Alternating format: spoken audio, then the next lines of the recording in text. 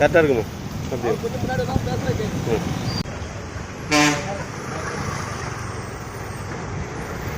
சுமார் ஒரு மாதங்களாக இந்த பள்ளம் வந்து ஒரு கிடங்கு மாதிரி நடு ரோட்டில் வந்து, அதாவது அரசு டிப்போக்கு எதிர்ப்புறம் வந்து ஒரு மிகப்பெரிய ஒரு கிடங்கு மாதிரி இருக்கு. இந்த விழுந்து எழும்பி அவன் வந்து 1 கிலோமீட்டர்ல ஆஸ்பத்திரி ஒரு கோடு பாருங்க, ஒரு மரத்தை நட்டி ஒரு கோடு வச்சிருக்கோம். ஏன்னா இந்த பழக்கிற விழுந்து நேரம் அரசு மருத்துவத்தில் போய் அட்மிட் ஆகுது. நடு ரோட்டில் இந்த பள்ளம் கிடங்கு ஒருத்தனை கூட கேட்கறது யாருமே வந்து நடக்கிற என்று அலட்சிய போக அந்த அரசு அதிகாரிகள் என்ன பண்ண நெடுஞ்சாலைத்துறை அதிகாரி என்ன பண்ணிட்டு இருக்காங்க. ஒரு மினிஸ்டரோ இல்லை ஒரு துணை முதலமைச்சரோ இல்லை முதலமைச்சரோ வந்தாச்சுன்னா இந்த சாலையை எப்படி விட்டுருவீங்களா?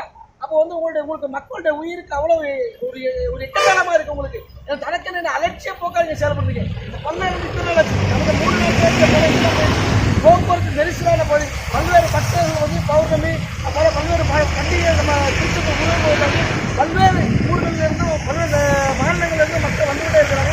இது ஒரு பல்வேறு கிடைக்கிற வந்து அதிகாரிகள் ரொம்ப அலட்சிய போக்காக இருக்காங்க. மக்களோட உயிருக்கு விலை வச்சு இன்னைக்கு ஒரு விபத்து நடந்து ஒரு வண்டி கவிழ்ந்திருந்தா இல்லை வந்து ஒரு 10 பேர் உயிர் இழந்திருந்தா அவங்க நாளுக்கு ஒரு 10 லட்ச ரூபா கொடுத்தாச்சுன்னா சரியா போயிடுமா?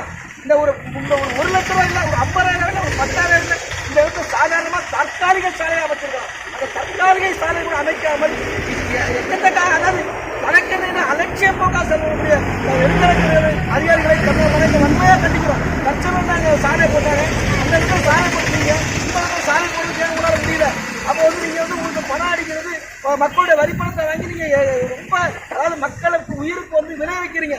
இது வந்து இந்த அராஜக போக்கு வந்து அரசு சம்பந்தப்பட்ட துறை அதிகாரிகள் வந்து மாவட்ட ஆட்சியர்கள் அவர்கள் நேரடியாக கவனத்துக்கு கொண்டு போய் அவரை வந்து சஸ்பெண்ட் செய்யணும். அந்த அதிகாரிகள் வந்து இடைப்பணியாற்றம் செய்யணும். அப்போதான் அவங்களுக்கு வந்து வேலை செய்யணுன்ற எண்ணம் வரும். அது வந்து அது மக்களுடைய உயிருக்கு ஒரு பாதுகாப்பு கொடுக்குற எண்ணம் வரும். இந்த அதிகாரிகள் வந்து வன்மையை நாளைக்கு காலை 10 மணிக்குள்ள இந்த இடத்துல வந்து இந்த சாலையை சரி செய்யாவிட்டால் இதே நடுரோட்டில் வந்து தமிழக மாநிலம் சார்பாக ஒரு சாலை மறியல் போராட்டம் நடைபெறும் என்பதை இந்த இடத்துல நம்ம தெரிவித்துக் கொள்கிறோம்.